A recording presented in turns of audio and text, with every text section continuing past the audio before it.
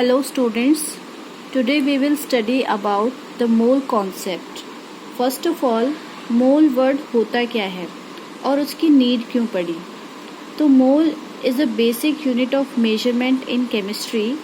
जैसे कि लेंथ को हम मेजर करते हैं मीटर्स में, डिस्टेंस को मेजर करते हैं किलोमीटर्स में, ठीक है, वेट को मेजर करते हैं केजी में। तो इसी तरीके से अगर केमिस्ट्री में किसी का मेजरमेंट किया जाता है, जैसे कि पार्टिकल्स का यानी कि एटम्स, मॉलिक्यूल्स या आयंस का, तो इन सब का जो मेजरमेंट होता है वो किस टर्म में किया जाता है, वो होता है मोल्स की टर्म में।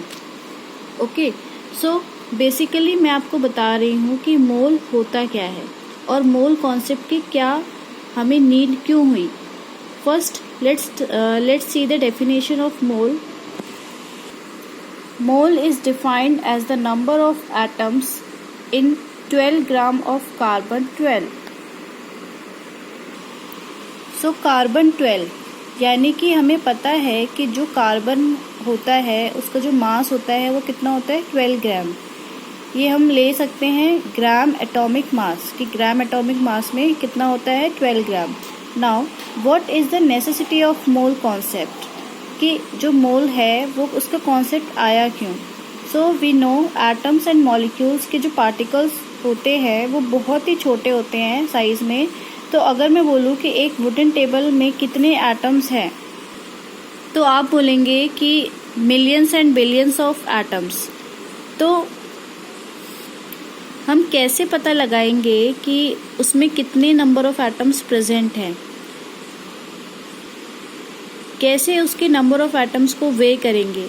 जैसे कि हमने अपनी लास्ट लेक्चर्स में पढ़ा है या देखा है कि it is very difficult two way an atom, क्योंकि उसका जो मास होता है वो 10⁻⁻27 kg की टर्म्स में होता है, ठीक है। सो देयरफॉर इसकी ऐसी नीड थी कि कुछ एक साइंटिफिक यूनिट डिवाइस किया जाए जो कि हमारे मेजरमेंट को और हमारे कैलकुलेशन को क्या बनाए, ईजी बना दे।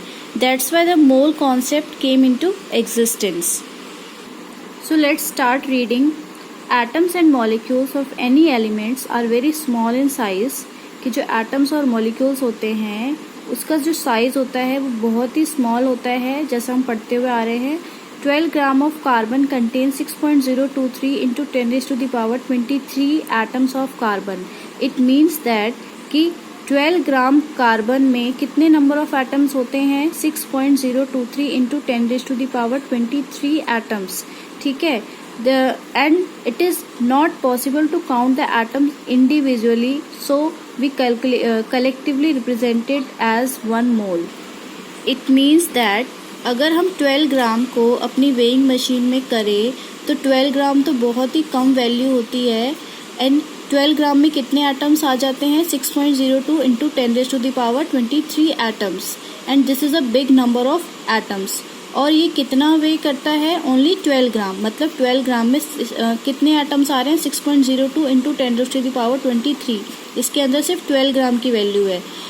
तो ये जो वैल्यू मैं बता रही हूँ आपको, ये क्या है, एवोगैड्रोस नंबर है जो कि एक एवोगैड्रो साइंटिस्ट ने दिया था, ठीक है।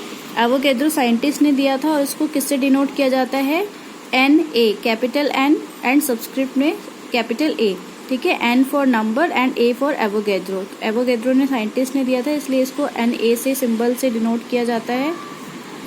एंड एवोगैड्रो नंबर की जो ये वैल्यू होती है 6.02 इंटू 10⁻23, यही एक मोल की भी वैल्यू होती है। So it is very difficult to count the atoms individually, so we collectively represented as one mole। कि एक इंडिविजुअल एटम को काउंट करना बहुत ही मुश्किल होता है, इसलिए हम कलेक्टिवली इसको क्या कहते हैं, वन मोल। मतलब इसकी जो वैल्यू है वो किसके बराबर होती है, वन मोल के।